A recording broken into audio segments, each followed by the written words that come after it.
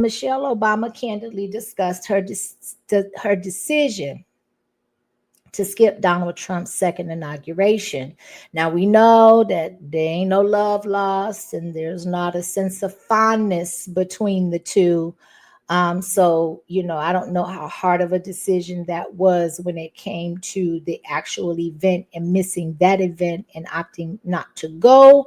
However, she actually emphasized in this episode that the choice for her not to go to the inauguration was a personal act of self-care, and not indicative of marital issues or political affiliations and statements. Okay.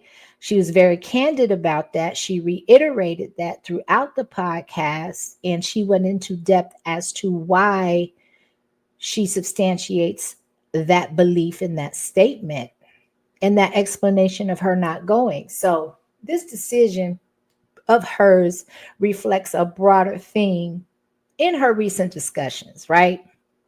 Like the importance of setting personal boundaries, prioritizing one's well-being, especially after years of public service and what she considers to be personal sacrifice, right? So now I know a lot of times we look at consider the source, with this last political campaign for presidency, she did not win a lot of people over. She still has a lot of in-depth support. However, there was a lot of, onlookers that were kind of like, now you stretching it, especially when it came to co-signing and advocating for the previous female candidate running for presidency. Okay. However, we definitely want to be intentional and open-minded about chew the meat and spit out the bones. That's what, let's just keep it a buck. Okay. Chew the meat and spit out the bones. If it just because our belief systems or our opinions may not align with something that someone else says. We're probably going to touch a nerve or two when it speaks on the balance between traditional roles as a wife and mother versus prioritizing self-care. And of course, this is sparked by none other than Michelle Obama's bold choices. So we'll explore both sides, why self-prioritization is important, but also why some people feel like she is moving away from traditional values expected typically of a wife, of a mother, of a former first lady. All of those things except the wife of her husband. Still, her children are grown. Her daughters are adults. Her role as a former first lady is not active, hasn't been for some time. And so I think she just turned 61, or she is currently 61 years of age, and she is really coming into a different stage of her life, and she's getting some pushback for it because she is vocal and outwardly prioritizing herself at this stage of her life. Now, I'm going to speak from a mother's perspective, right? Now, a mom's perspective, I don't think that job ever goes away. I just don't. I think that the roles of the position shift, but once you give birth or once you assume, the responsibility of raising a new life and bonding with that life, it doesn't go anywhere. It just doesn't. There's going to forever be an alliance to that relationship. So when it comes to that, to me, it's always sacrificial. Okay. It's just different levels of sacrifice, in my personal opinion. So I want to give respect to her in that aspect. Lover or not, her journey has impacted a lot of people across the world. Being in her former role as First Lady, she was exposed to different world powers, world leaders in spaces that most people don't get to go in their lifetimes, which means that he's exposed her to a lot of different areas and environments that we probably wouldn't understand. And today's discussion is about the broader conversation that she has sparked. And at the top of that list is the power and importance of choosing self-care. Let's start off by playing a clip of hers where she speaks on how she feels like she's been trodden and beat down as a result of being the first lady and what came with that, especially when you're speaking of her husband being the first and only African-American president, quote unquote, in this country, in the United States of America. And all can imagine, the nature of how prevalent racism still is in the evolution of this country, all of these centuries later. And now we are at a point where we have an African-American or a man that is considered Black being appointed and elected as leader of the free world. Okay.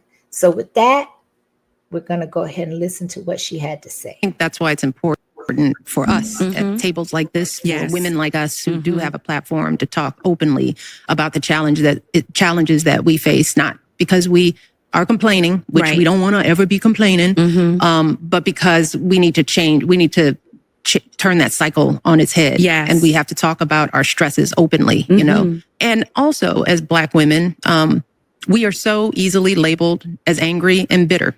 And let me tell you some of the most hurtful stuff that I experienced, entering this life of public service at the heights that we entered into was during my husband's presidential campaign. And just me telling the truth of who we were, just humanizing him as a man, saying he's a great man, but he's not perfect. He's got his foibles and his flaws, trying to humanize him. The first thing that some female journalist said was that I was bitter. I was emasculating him, just by sort of trying to tell the truth about what life is, right? So the only issue that I would have with that, or the only question that I would pose with that, is while you were trying to bring to the forefront and humanize your husband, who was at that time the president of the United States, pretty much first, whether she liked it or not, that was his primary role before everything else, at least for the 8 years that he was in office. Did you humanize yourself? Did you bring your own foibles, as she said, or flaws to the forefront as much as you did with your husband? Because all of the memories that I have and all of the, actually being alive and a full grown adult, being engaged and invested at that time, I witnessed the endearment and the love publicly shown to her, how affectionate, how he always made her presence the top priority, no matter what setting they were in, no matter what venue, who they were around. There were times he would look at her like they were the only two in the room. And I'm going to show a clip where he actually acknowledged her, not just publicly, but vocally. And he celebrated her because he wanted her to understand that I know that you've made sacrifices. And I also know that you didn't sign up for this, that you didn't ask for this, but you did sign up by default by being my wife. But, I celebrate you. I appreciate you. But I just want to know, was it an equal playing ground when it came to you accentuating and putting your husband up there, and not saying that there's anything wrong with transparency or truth. However, there's a scale and a balance that's required for a reason, so people can actually at least relate on both sides without veering the conversation as to it being imbalanced, and now you're being accused of being a feminist, or you're, like she said, accused of emasculating your husband, and all of these other things. Not that you can control anybody else has to say. However, it definitely can set the stage for those types of responses if you're not careful.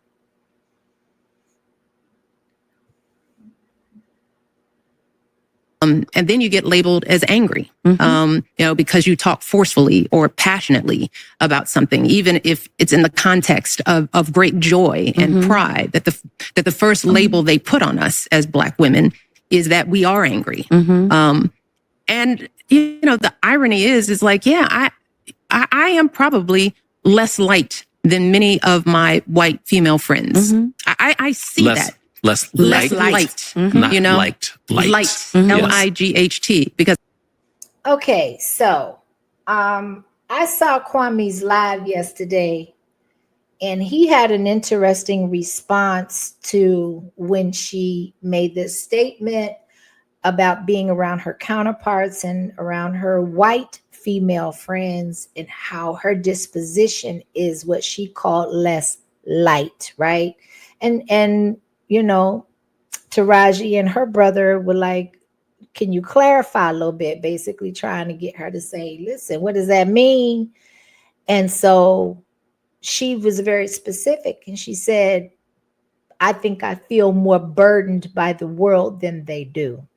I think she could have given a little more clarification, because that could be a pause moment, right? It could be interpreted as several different things, right?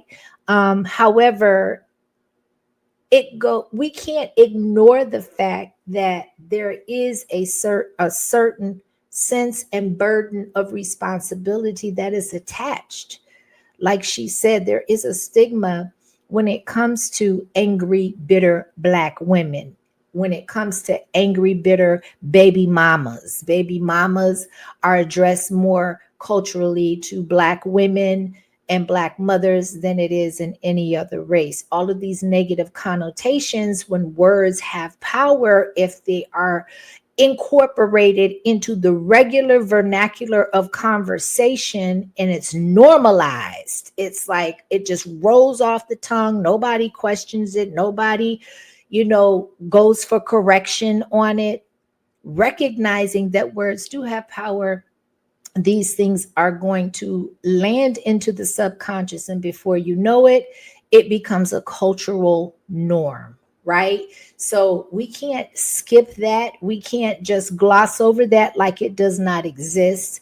And there are a lot of times where Black women will get that same energy from their counterparts of men.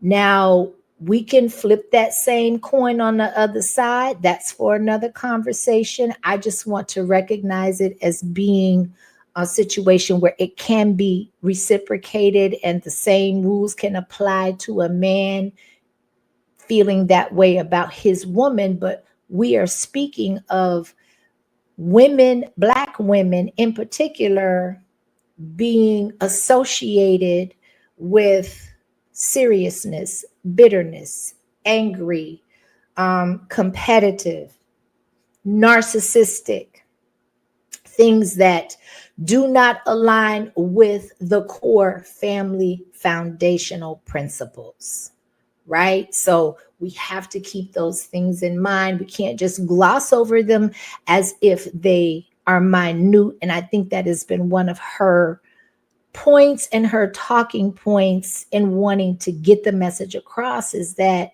just because I make the decision to choose me, whether it's in my 60s, she's sacrificed a majority of her adult life for everybody else around her.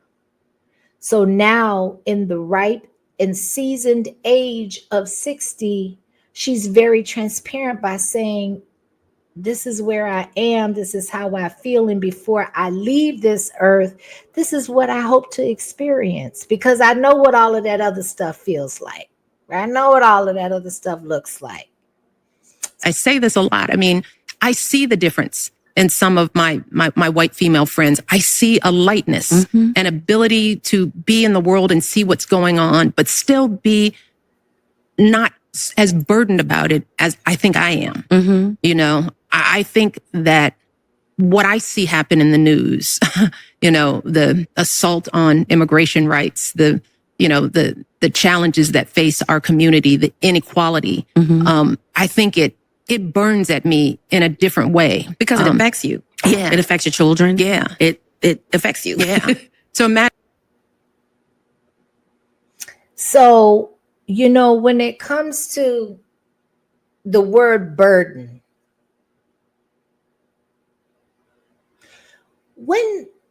when self-care looks like abandonment to some, I think there's a lack of distinction sometimes, because it's now that women are becoming more vocal and more open about the topic, and the lines, I believe, are becoming skewed, because I believe that there is a delicate balance between you can be a traditional woman and exercise self-care. Why can't you do both? I'm at a loss for that. Why do you have to choose one or the other? Now, I will say, because we're gonna definitely segue and transition off into her giving her thoughts and her reasons for skipping the Trump inauguration. Now, I've got my feelings on that. And because of the nature of her position and her husband's position in this world and the parts that they've played in it, I believe she should have went to the inauguration. There are so many other ways where you could have exercised self-care, major statement, known, and I'm gonna say why. I'm gonna say why, and it's gonna be this next clip that we watch, and I want you to watch it with me. Michelle.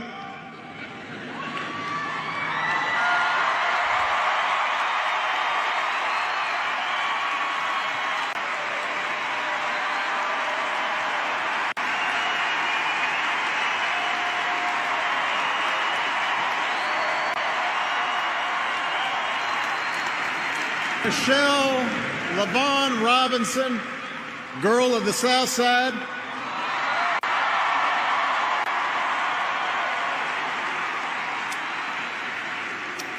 For the past 25 years, you have not only been my wife and mother of my children, you have been my best friend.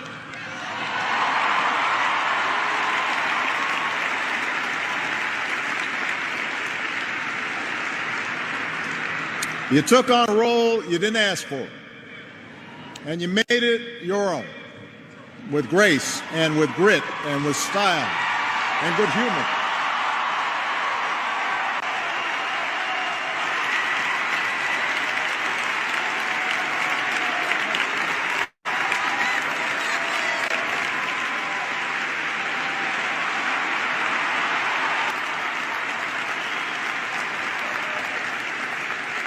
You made the White House a place that belongs to everybody. And a new generation sets its sights higher because it has you as a role model. You have made me proud, and you have made the country proud.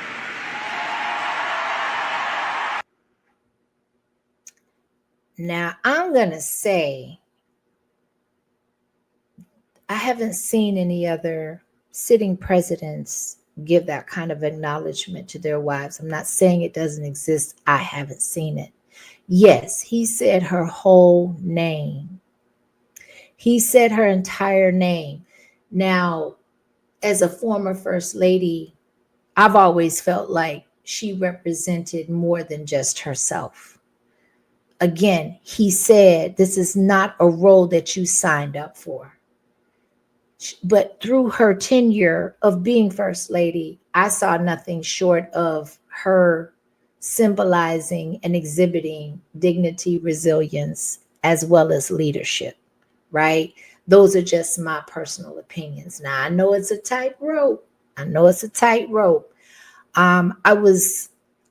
I I would say I was taken aback a bit, and I was also a bit disappointed during this last campaign. I thought that whoever spoke for that side, for the liberal side, backing old girl, I felt there was an agenda being pushed. That's just my personal opinion.